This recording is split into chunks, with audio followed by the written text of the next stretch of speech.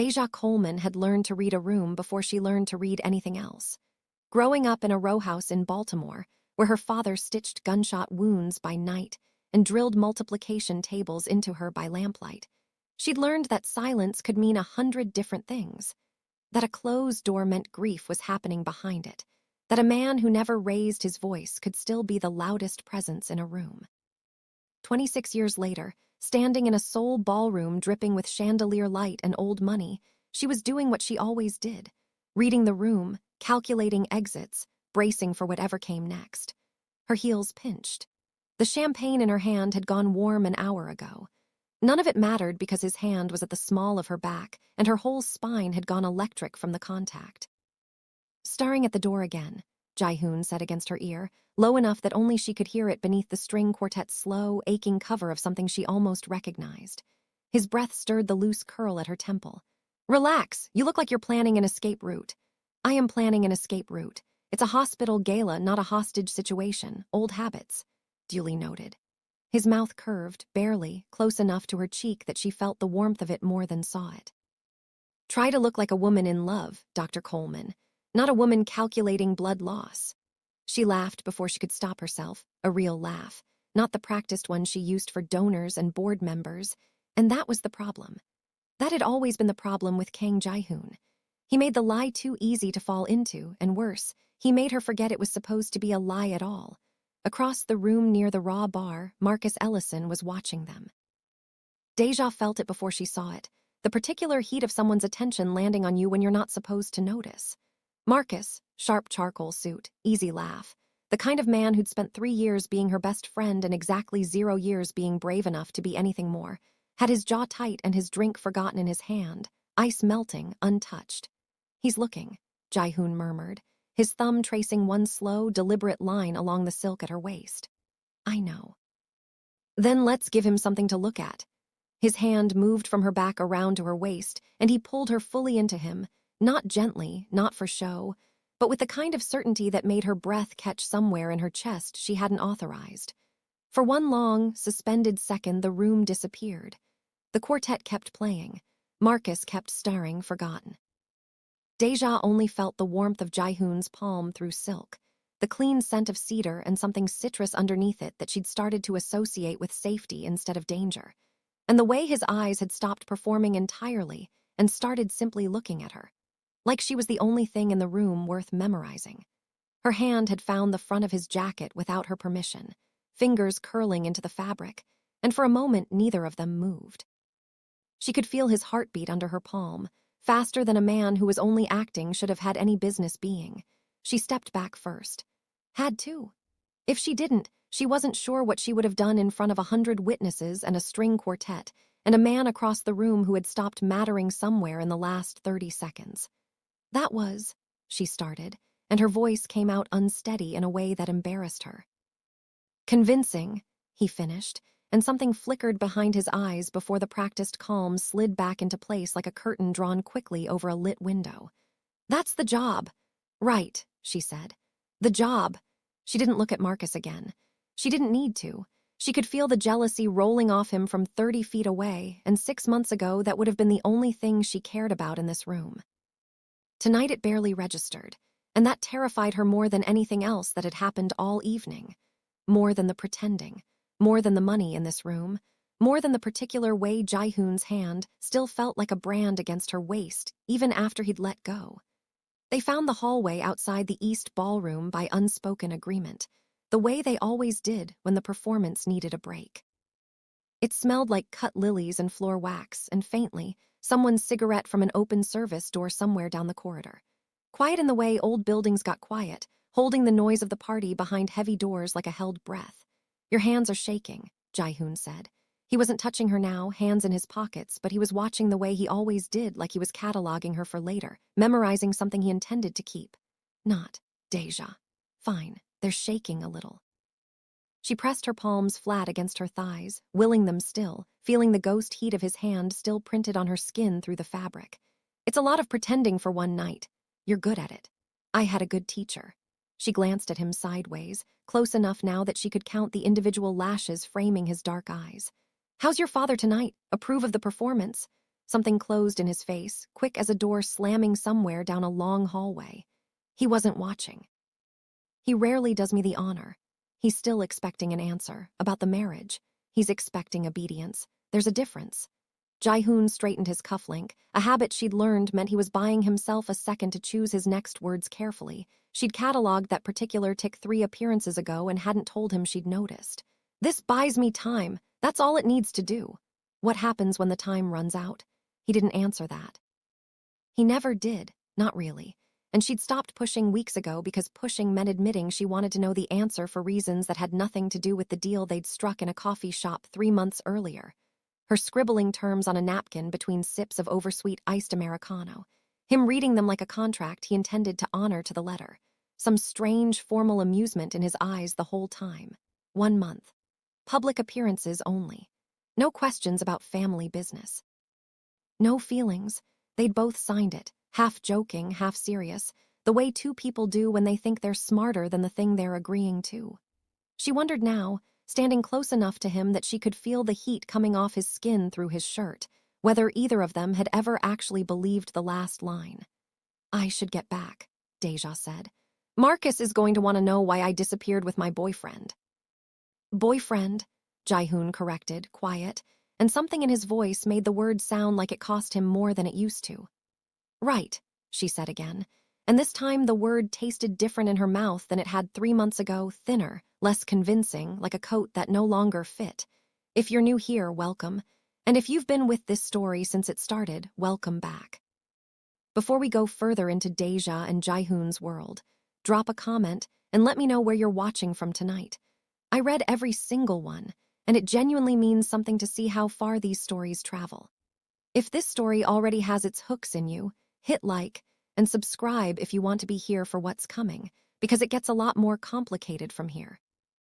Marcus caught her at the coat check 20 minutes later, his tie loosened, 2 drinks deep in the particular way that made honest men say things they'd rehearsed sober and never intended to say out loud. You disappeared, he said. I was getting air. With him.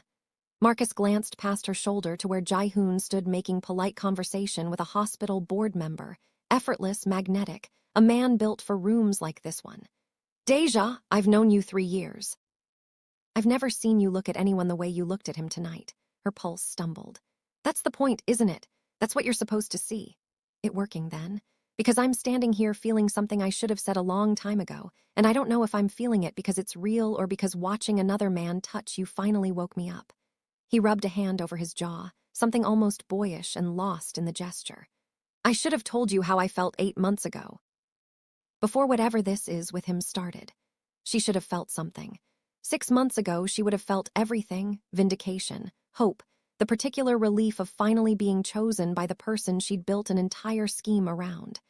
Instead, she felt mostly tired and a little sad for him, and acutely aware of exactly where Jae-hoon was standing across the room without having to look. Marcus, she said gently, I don't think you're in love with me. I think you're in love with the idea of losing something you never had to fight for before. That's not fair. Maybe not, but I don't think it's wrong either. She touched his arm, brief, kind. I need to go finish my night. She walked away before he could answer, and she didn't look back to see his face, because some part of her had already made a decision she hadn't consciously voted on yet.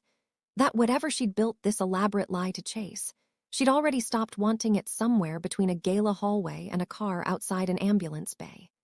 The ER didn't care about galas or arrangements or the particular ache of a man's hand at your waist.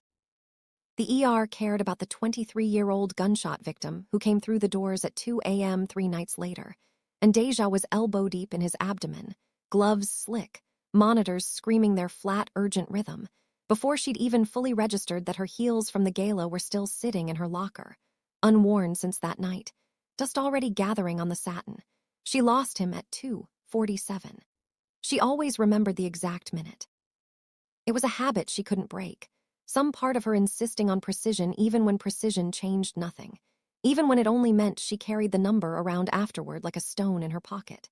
She was still in her scrubs, blood dried brown and flacking at her cuffs, sitting on the cold concrete steps outside the ambulance bay, because she needed 5 minutes of night air before she could go back inside and be a person again, when a car she recognized eased to the curb. Black, low, quiet in the specific expensive way that made no sound pulling in. Jae-hoon got out without being asked, without a photographer in sight, without a single reason related to their arrangement to be there at all. No tie tonight. Sleeves rolled to his forearms like he'd left wherever he'd been in a hurry. Not supposed to be here, she said. Her voice came out rougher than she meant it to, scraped raw from hours of talking a mother through the worst sentence of her life. I know. He sat down beside her on the steps, not too close, careful in a way that told her he understood exactly what kind of night this was without her having to spell it out. Rough one? Lost a kid. 23. She stared at her hands, at the dried blood in the creases of her knuckles she hadn't scrubbed hard enough to get out. His mother was in the waiting room. I had to tell her. She dropped her purse. Everything spilled out on the floor, lipstick, a rosary, a photo of him as a baby.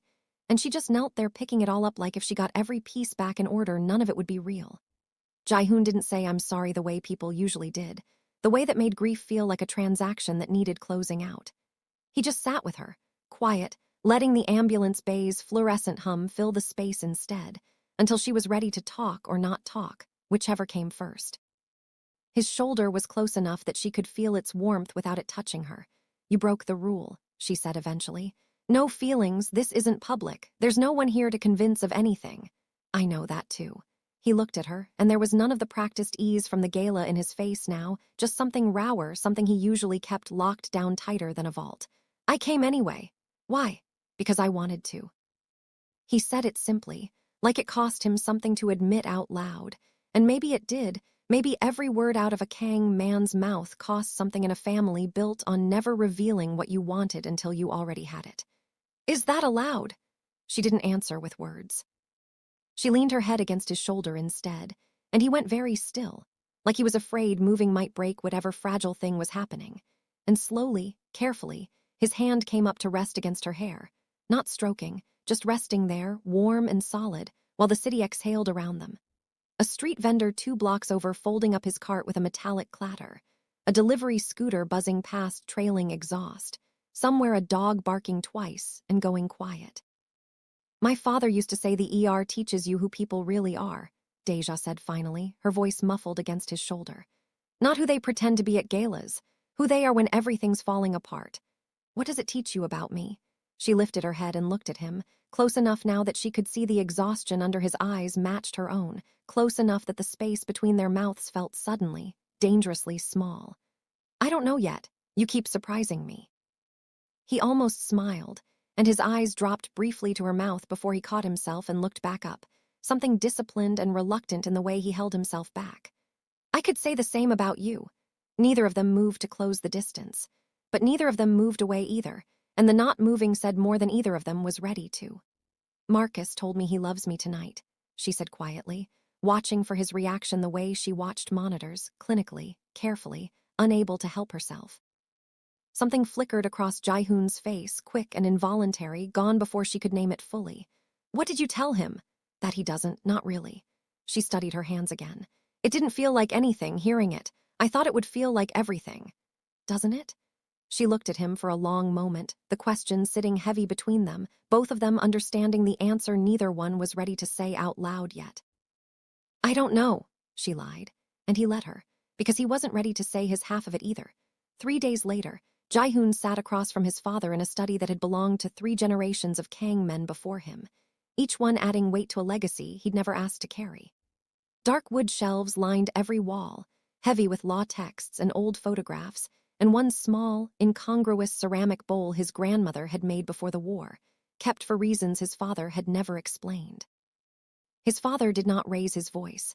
He never needed to.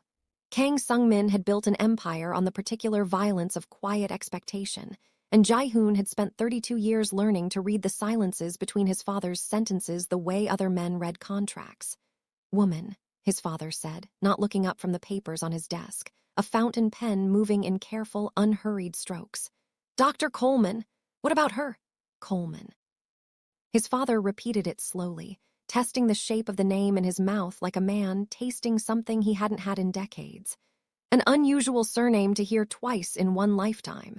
Something in Jae-hoon's chest went cold and alert at once, the particular stillness that came before bad news in this house. I don't follow. His father finally set down the pen and looked up. There was something in his eyes Jaehoon rarely saw there, not anger, not disappointment, but the careful stillness of a man recalculating a plan mid-motion, watching pieces he thought had settled start moving again. Her father, Sungmin said. What was his name?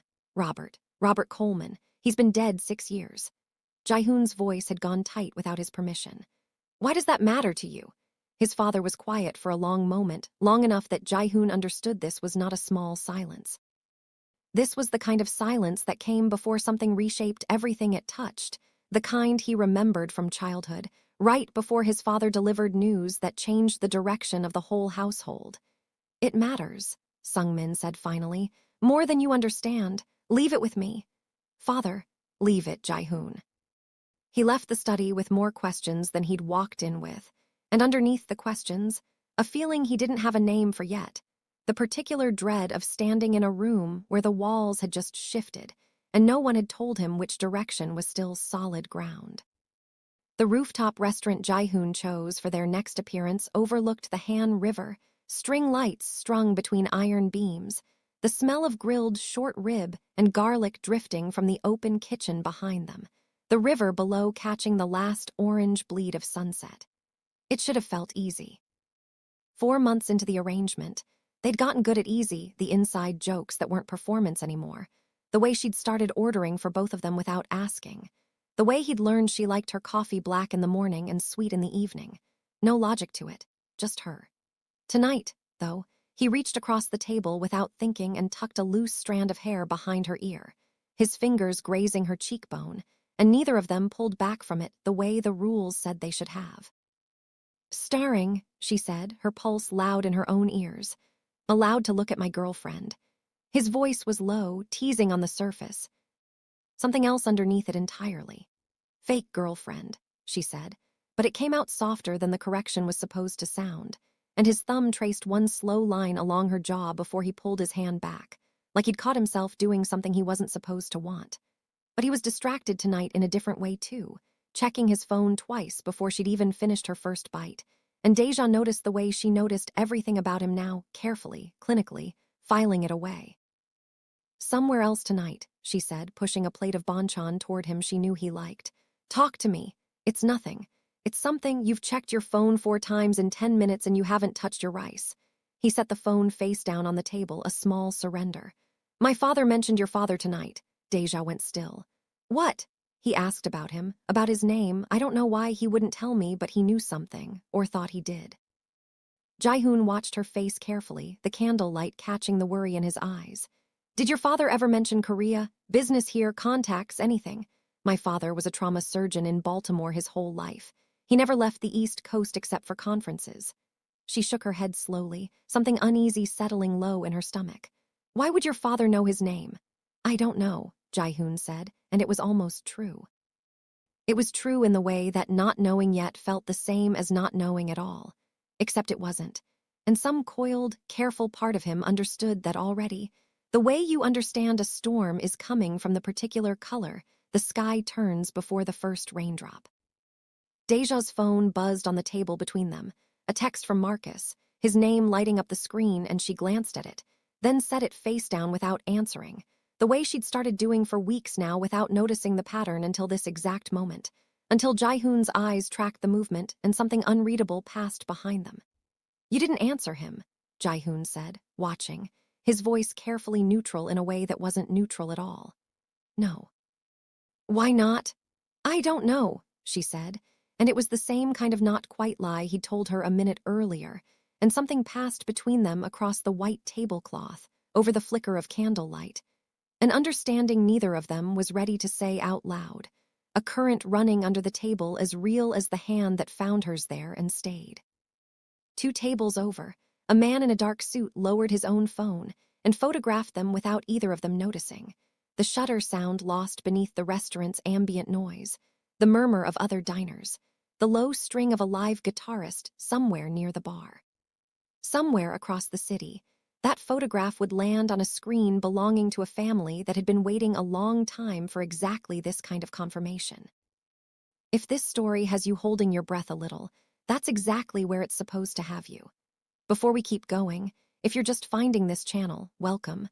I'd love to know where in the world you're tuning in from tonight, so drop it in the comments. And if you've been riding with this story for a while now, thank you for coming back, because it's about to get a lot harder for Deja and Jaehoon before it gets easier. Like this video if you're already invested in the two of them, and subscribe if you want to see exactly how far this goes. The dinner at the Kang family estate had been Sungmin's idea, framed as a formality, a chance to properly welcome the woman his son had been photographed with for 4 months running. Deja had worn the navy dress she reserved for board meetings and funerals, the dress that made her feel armored. And she'd needed the armor the second she stepped through the estate's carved wooden doors into a foyer that smelled of sandalwood incense, and something floral she didn't recognize, ancestral portraits watching from the walls in heavy gilt frames. The dining room smelled of galbijajim and old cedar, the long table set with more silverware than she'd used in her entire life, lacquered chopsticks resting on jade holders shaped like small cranes. Jaehoon's father sat at its head like a man who'd never once in his life needed to raise his voice to be obeyed. "Dr. Coleman," Sungmin said, not rising. "We finally meet properly. Mr. Kang, thank you for having me." Not unkind, exactly. Just absolute. Jaehoon's hand found hers under the table before she sat, a small anchor, fingers lacing through hers tight enough that she understood it wasn't performance. No one at this table needed convincing of anything except, apparently, his father. She held on to it longer than any camera would have required. Dinner moved through careful pleasantries, questions about her work, comments on the unseasonable warmth of the evening, a story from Jaehoon's mother about a garden of white peonies she'd been tending since before Jaehoon was born, her eyes softening in a way that made Deja like her instantly. And Deja was starting to believe she might survive the evening intact when Sungmin set down his chopsticks with a precision that felt like punctuation. The small click of jade against lacquer echoing louder than it should have. "Your father," he said. "Robert Coleman, a surgeon." Table went quiet the way rooms go quiet right before something breaks. Even the ambient hum of the estate, the distant clink of a kitchen, the soft rustle of the garden trees through an open window, seemed to hold itself still. "Yes," Deja said carefully, her hand tightening around Jaehoon's under the table. "How did you know that?" 22 years ago, Sungmin said. "My wife was shot in an attack meant for me. American Consulate Hospital during a trade trip to Washington. A young black trauma surgeon operated on her for 11 hours and refused to let her die on his table, though every reasonable measure suggested he should have." His eyes were steady on Deja's face now, unreadable, something almost reverent underneath the stillness. "I never forgot his name. I have owed that man a debt for 22 years that I could never repay, because by the time I tried to find him again, he had already disappeared back into his own life, wanting nothing from mine." Deja's fork had stopped halfway to her mouth, her whole body gone rigid. "That's my father never mentioned that, ever, in his whole life, not once." "Wouldn't have," Sungmin said. "He wasn't a man who wanted to be owed anything. I respected that, even as it frustrated me for 22 years. He looked at his son now, something unreadable passing between them, pride, guilt, calculation, all three at once. "I did not orchestrate this. I want that understood clearly. But when Jaehoon told me your surname 3 days ago, I understood immediately that fate had handed me an opportunity I did not create and would be a fool to waste." "An opportunity," Deja repeated, the word going bitter in her mouth, her hand slipping out of Jaehoon's like it had burned her. "For what exactly?" "For the debt to finally be honored," Sungmin said. "For my family's protection to extend to Robert Coleman's daughter, whether she asked for it or not. It seemed, when Jaehoon told me, almost like providence." Deja looked at Jaehoon. His face had gone carefully, terribly blank, the same blankness she'd seen the very first night they'd struck their deal, before she'd learned to see past it, before she'd learned there was anything underneath it worth seeing at all. "Did you know?" she asked him. Her voice had dropped low, dangerous, shaking despite every effort not to let it. "When we made our arrangement, did you know who I was?" "No," Jaehoon said immediately, reaching for her hand again, and she pulled it out of reach before he could take it. "Deja, I swear to you, I had no idea until 3 days ago." "But you knew 3 days ago," she said. "And you sat across from me at that rooftop restaurant, and you held my hand under this table 5 minutes ago, and you didn't tell me." "I was trying to understand it myself before you what? decided how much of the truth I got to have. She stood, her chair scraping hard against the polished floor, the sound sharp and final. This whole thing, was any of it real, or was I just a debt your father finally figured out how to collect? Deja, I need to go, stopped her. Jae-hoon's mother watched with quiet, sorrowful eyes, the kind of eyes that had clearly seen this family make this exact mistake before, her hand pressed flat against her chest. Sungmin said nothing at all, because in his mind, he had done nothing wrong. He had simply finished a debt his conscience had carried for 22 years, and if two young hearts got tangled in the collecting of it, that was simply the cost of honor. Jae-hoon didn't follow her to the car. He stood in the doorway of his father's house, hand braced against the frame, and watched the taillights disappear down the long gravel drive, and something in his chest felt like it was being slowly, deliberately dismantled, brick by brick, the same way this house had been built. The days that followed moved slower for Jae-hoon than any 3 weeks of his adult life. He went to his father's study every morning at 7 before the household woke, and every morning his father gave him the same answer wrapped in different words. Debt is mine, Sungmin said on the 4th morning, not looking up from his ledgers. I will honor it as I see fit. You're not honoring it, you're using it. There's a difference, and you taught me the difference yourself when I was 12 years old. Watch your tone. Watch my tone when you stop treating a woman's entire life like a line item you finally get to close out. Jae-hoon's hands were flat on the desk, knuckles pale. She lost her father. She didn't lose him so you could collect on what he did for you. His father was quiet for a long moment, and something in the quiet this time felt different than it had before, less certain, more like a man turning something over that had started to weigh differently than it had a week ago. You care for her, Sungmin said finally, not a question. Yes, then the arrangement required. More than the arrangement required.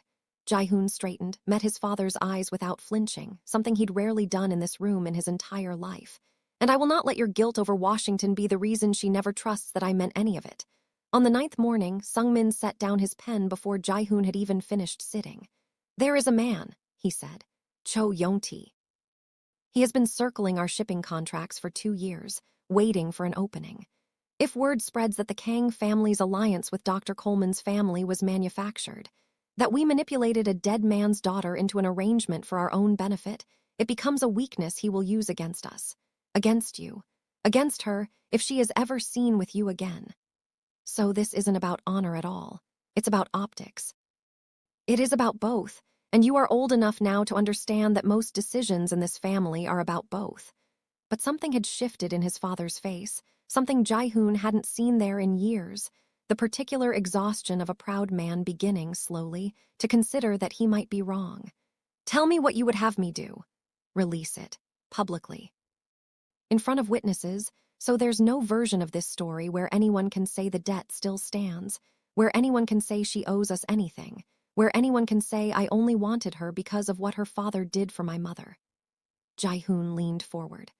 Let it be finished, so that whatever happens after can finally, for once in this family's history, be honest.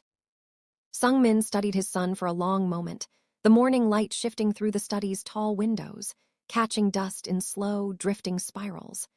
Your grandmother would have liked her, he said finally, unexpectedly. She never trusted men who inherited things easily either. It wasn't an answer, but it was closer to one than Jae-hoon had gotten in 9 days, and he left the study that morning with the first real hope he'd let himself feel since the dinner. Marcus found her outside the hospital on a Tuesday, waiting by her car in the parking structure, hands in his pockets, looking like a man who'd rehearsed something and lost his nerve twice already. I heard you two broke up, he said. Or ended whatever it was. People talk. People shouldn't. Deja unlocked her car, tired, unwilling to have this conversation in a concrete stairwell smelling of exhaust fumes and old rain. I meant what I said at the gala.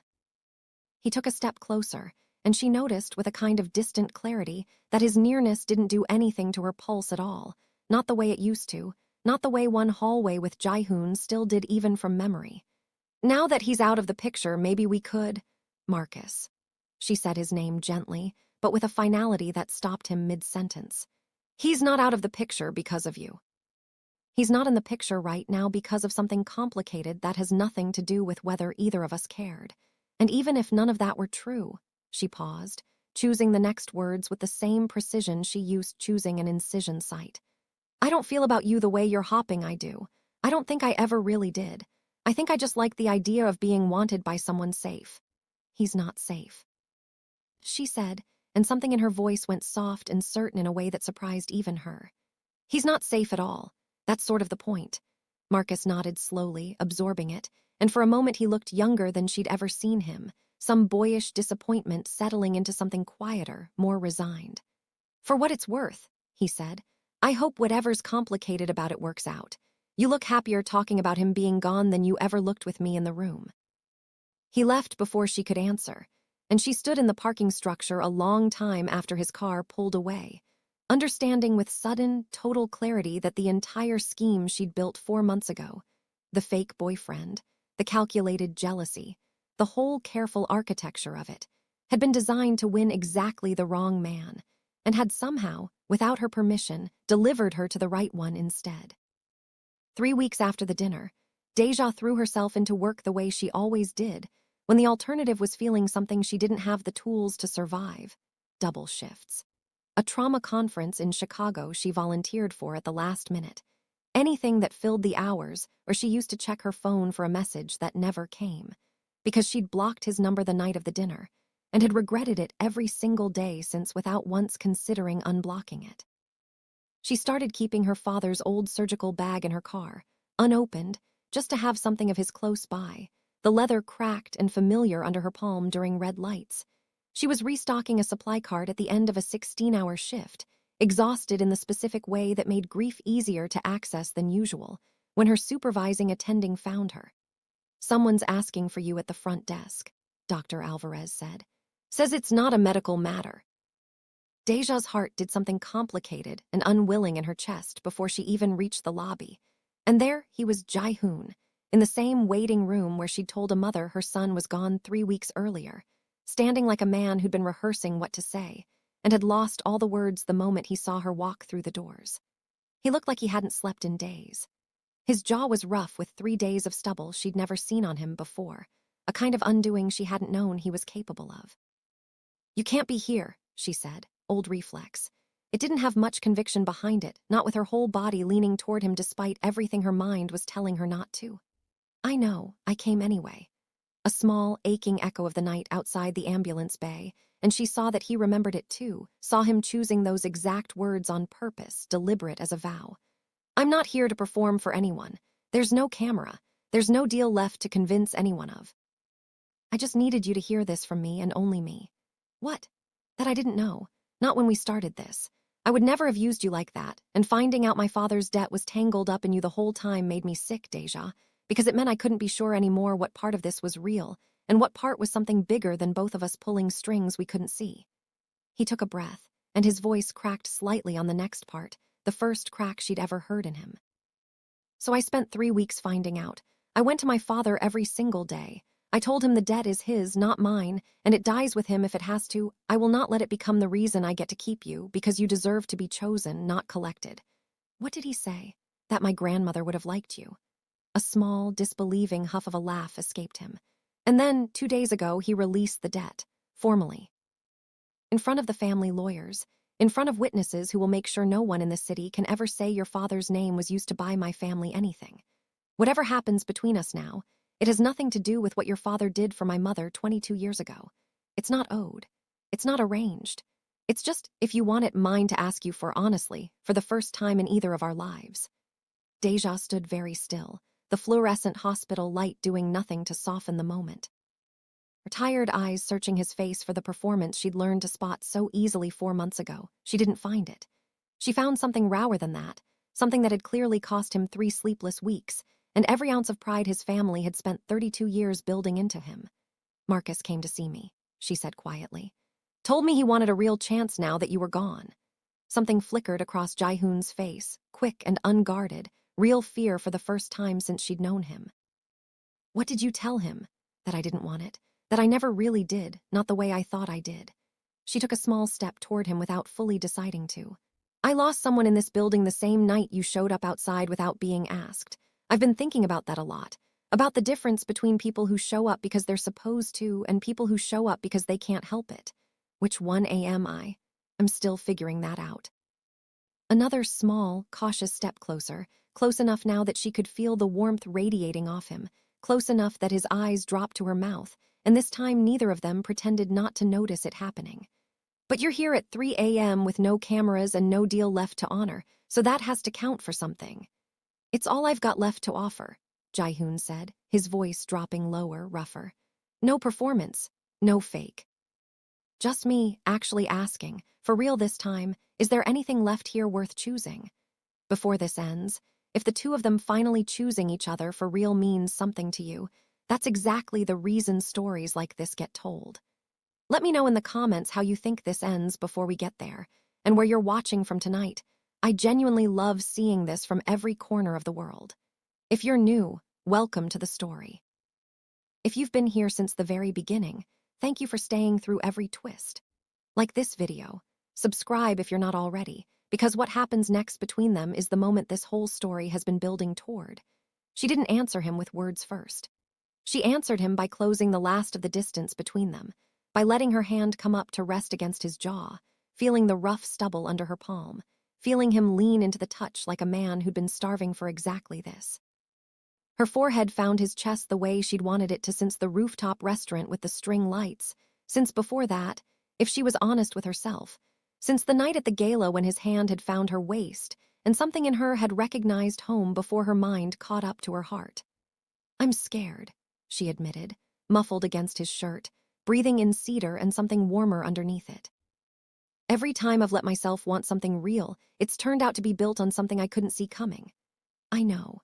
His arms came around her, careful at first, then tighter, like she was something he intended to be gentle with for the rest of his life if she let him. One hand found the back of her neck, fingers threading up into her hair. I can't promise you nothing else is coming. My father's world doesn't work that way, but I can promise you I'm not hiding anything else. You know everything now. The debt, the arrangement, all of it, there's nothing left underneath. That's terrifying too, she said, and he felt her laugh, small and disbelieving against his chest, felt the way her whole body had softened into him. Choosing someone with nothing to blame it on but wanting to. Terrifying, he agreed, tilting her chin up with one finger until she was looking at him instead of at the fabric of his shirt. But real. Neither of them said anything else for a moment.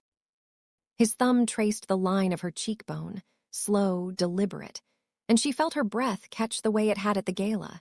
Except there was no audience now, no performance, nothing between them but the low hum of hospital fluorescence and 3 weeks of missing each other collapsing into inches of space. Outside, Seoul kept moving the way cities do, indifferent to the small, enormous things happening inside them.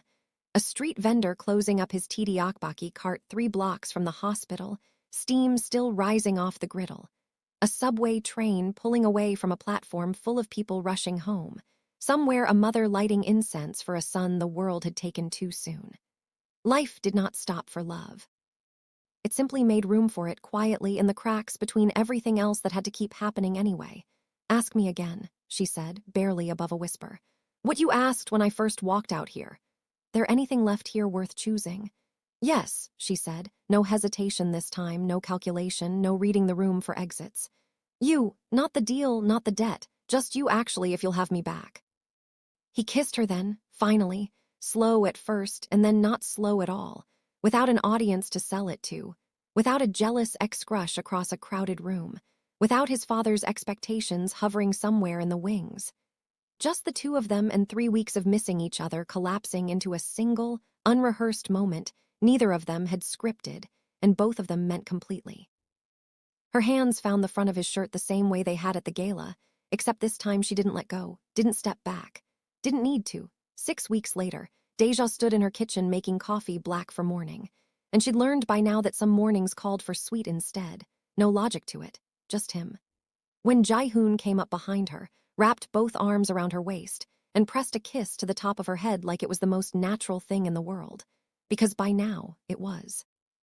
She leaned back into him without thinking about it, the way you only lean into someone you've stopped bracing yourself against.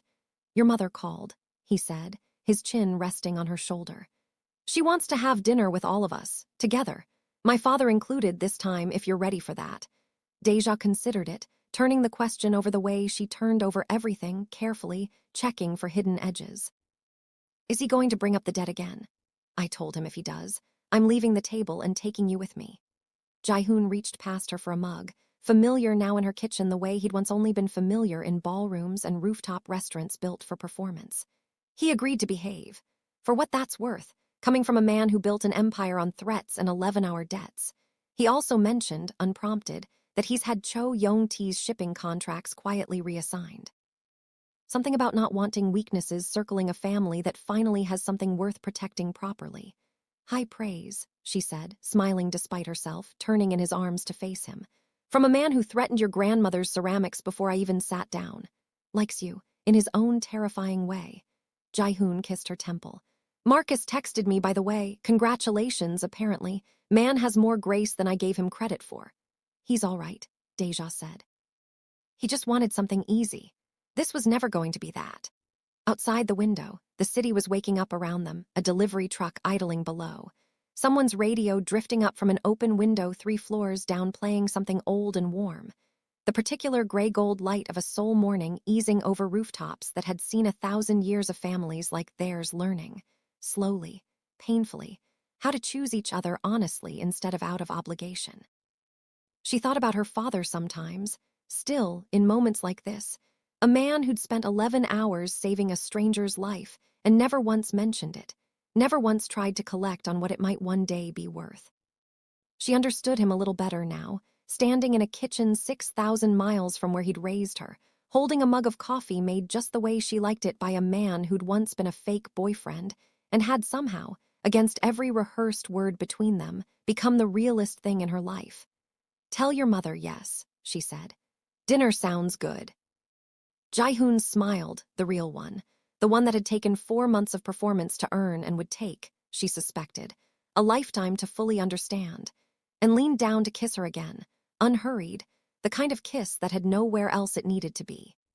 Outside, the city kept moving, indifferent and alive, making room for one more quiet, ordinary, extraordinary morning that neither of them had to pretend their way into anymore. If Deja and Jae-hoon finding their way back to each other landed the way it was supposed to, that's what keeps stories like this worth telling. Thank you for staying through this one, whether it's your first story here or your 15th. Let me know in the comments where you watched this from tonight. I love seeing how far these stories travel. If it moved you, like the video, subscribe for the next one, and I'll see you in the next story.